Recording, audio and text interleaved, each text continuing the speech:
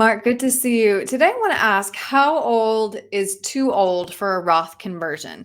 Taxes are set to increase in 2026, and even though it may not feel like it, we are living in a historically low tax rate. So let's talk through the pros and cons of a Roth conversion for someone in their 70s. The first pro, of course, is that if you convert your IRA to a Roth, you and your beneficiaries will have tax-free withdrawals. Yeah, and that's a huge benefit. So when we Yeah. look at it this way, we have to really look and understand that we're in the lowest tax rates we've been in 44 years. So taxes are on sale. So ultimately, we can't get around the taxes. So it's really paying taxes on our terms when tax rates are low, so that longer term, if tax rates go up, and some people would say that they're going to have to double to just pay for the deficits and all that. That's what the math is suggesting.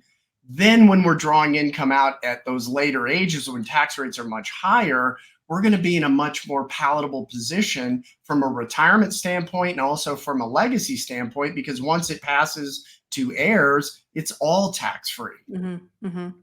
So the next pro, no required minimum distributions, which means you'll have more control over your tax liability. Yeah, you're absolutely correct, Aaron. And if you think about it, required minimum distributions is forced taxation. So early on, we were all taught to defer, defer, defer. And then when we were going to retire, we would be in a much lower tax bracket because we didn't have all the expenses. But if we were really good savers, our required minimum distributions are exceeding our income need by a substantial amount. It's also creating problems with Medicare surcharges. So that's forced taxation.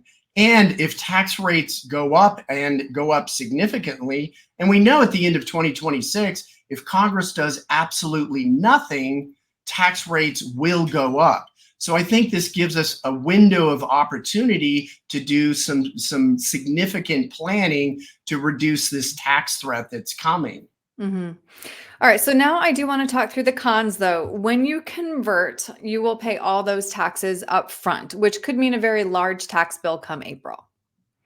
Yeah, exactly. So, there's no free lunch. I mean, this is a cost of doing business. So do you want to pay some taxes now, take the pain now, or take it later? Now, from a planning standpoint, really the challenge is, where do you pay those taxes and how do you pay those taxes?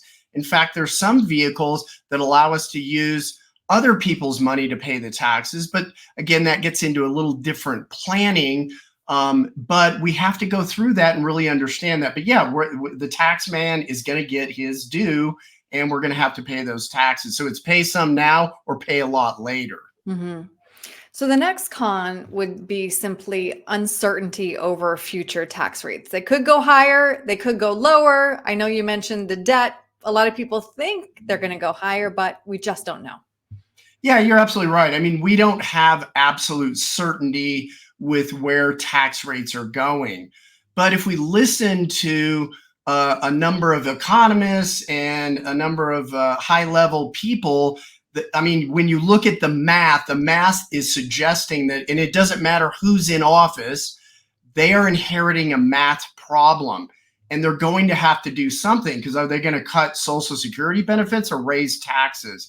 Because we can't keep charging on the corporate credit card.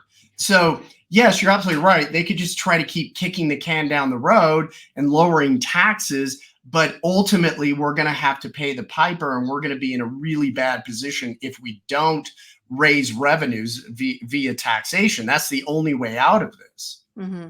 So if I am 70 and can pay that tax bill in cash, is the answer a yes? At what age does it become a no? Well, I don't think there's really any definitive age, because if I'm 90 years old and I want to transfer wealth, I don't need this money. There is some significant planning that can be done to get it tax-free to the next generation. But if I'm in my 70s, I think that's an optimal time to be looking at this. And yeah, you've got to decide where you want to pay the taxes, because you either pay it out of the distribution, the conversion, or if you have a brokerage account or cash on the sidelines, that would be more palatable to use that money to pay those taxes, and then keep all the money invested in the Roth. Hmm. So many different ways to crack this nut. Mark, clearly no cookie cutter answer. If somebody wants to talk this through with you, how can they reach you?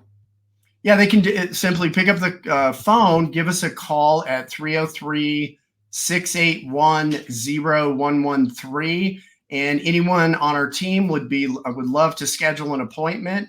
And we can look at really creating a tax roadmap of how we would go about doing this regardless of age. So helpful. All right, Mark, thank you very much for your time today. Okay, thank you, Aaron.